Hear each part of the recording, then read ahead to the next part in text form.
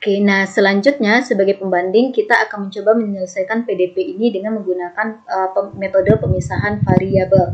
Nah, tadi diberikan PDP-nya ini, dengan ini adalah informasi nilai awalnya. Kalau kita mau menggunakan metode pemisahan variabel, tentunya kita akan mulai dengan asumsi U sama dengan X kali Y.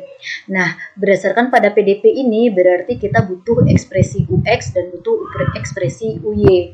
Jika U sama dengan X kali Y, maka tentunya UX atau turunan partial U terhadap X sama dengan X aksen kali Y ya.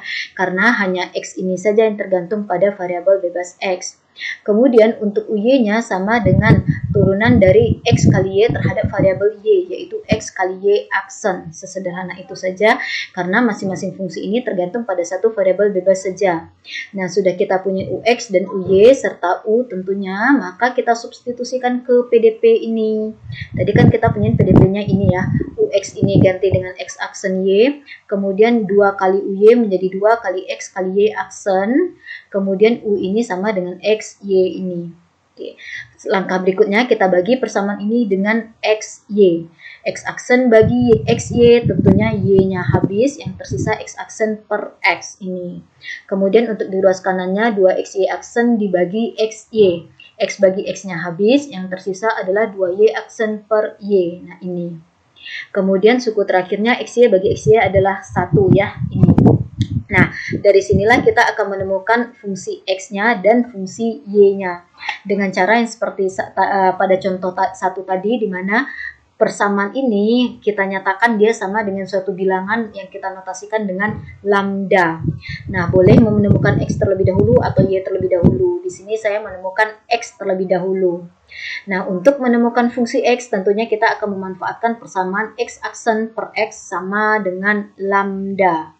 Ini kita pindahkan X-nya ke kanan atau kali setiap ruas ini dengan X menjadi X aksen sama dengan lambda X, kemudian yang lambda X ke kiri menjadi X aksen dikurang lambda X sama dengan 0.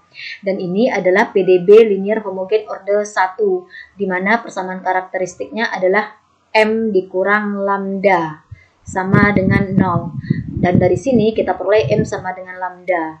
Sehingga solusi dari persamaan diferensial biasa ini adalah X besar sama dengan A dikali eksponen pangkat lambda X, dengan A itu adalah sembarang konstanta dan lambda ini merupakan solusi dari persamaan karakteristiknya. Kemudian X ini karena dalam PDB ini variabel bebasnya adalah X. Kemudian kita menemukan Y dari persamaan yang ini, yaitu 2Y aksen per Y ditambah 1 sama dengan lambda. Kita kalikan setiap ruasnya dengan Y sehingga menjadi seperti ini. Kemudian yang lambda Y ini pindah ke kiri menjadi 2Y aksen ditambah Y dikurang lambda Y sama dengan 0. Ada dua suku yang dikalikan dengan fungsi Y, maka kita faktorkan sehingga persamaan ini bisa dituliskan menjadi 2Y aksen ditambah 1 dikurang lambda kali Y. 1 ini untuk 1Y ini kurang lambda Y ini. Nah, berikutnya kita temukan persamaan karakteristik dari PDB ini, di mana ini merupakan PDB linear homogen order 1, yaitu 2M ditambah 1 dikurang lambda sama dengan 0. Dan dari persamaan ini, maka dapat kita peroleh M-nya sama dengan negatif dari 1 dikurang lambda dibagi 2. Atau di pembilang ini kalau kita buka kurungnya menjadi negatif 1 ditambah lambda. Atau lambda dikurang 1. Jadi M sama dengan lambda dikurang 1 per 2.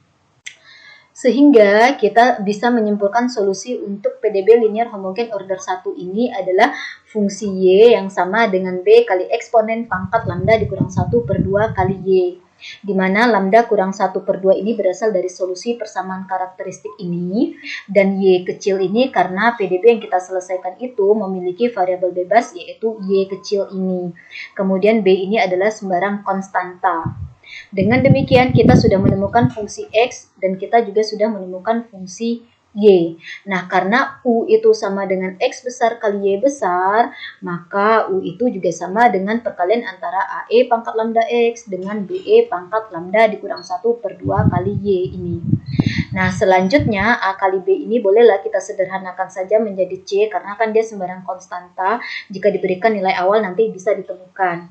Kemudian eksponen pangkat lambda X dikali eksponen pangkat lambda dikurang 1 per 2Y. Ini kalau disatukan menjadi eksponen pangkat lambda X ditambah lambda dikurang 1 per 2 kali Y. Jadi, dengan menggunakan metode pemisahan variabel, kita peroleh solusi umum dari PDP ini adalah CE pangkat lambda X ditambah lambda dikurang 1 per 2Y. Nah, ekspresi solusi umum ini tentunya berbeda dengan ekspresi solusi umum yang kita peroleh dengan menggunakan metode persamaan karakteristik. Nah, tidak masalah. Nah, berikutnya kita bisa menemukan solusi khususnya karena kita diberikan informasi tentang nilai awal. Nah, tadi nilai awal yang diberikan adalah UX, 0 sama dengan 6 kali eksponen pangkat negatif 3X. Karena U itu adalah sama dengan U yang tergantung pada X, Y, di mana kalau di sininya 0 menunjukkan 0 ini adalah milik Y, maka ketika Y di sini diganti dengan 0, tentunya Y di sini pun diganti menjadi 0. Sehingga UX, 0 sama dengan C kali eksponen pangkat lambda X saja. Karena bagaimanapun bentuk yang di sini, selama Y-nya sama dengan 0, tentunya ini 0. Oke, jadi UX, 0-nya sama dengan CE pangkat lambda X ini.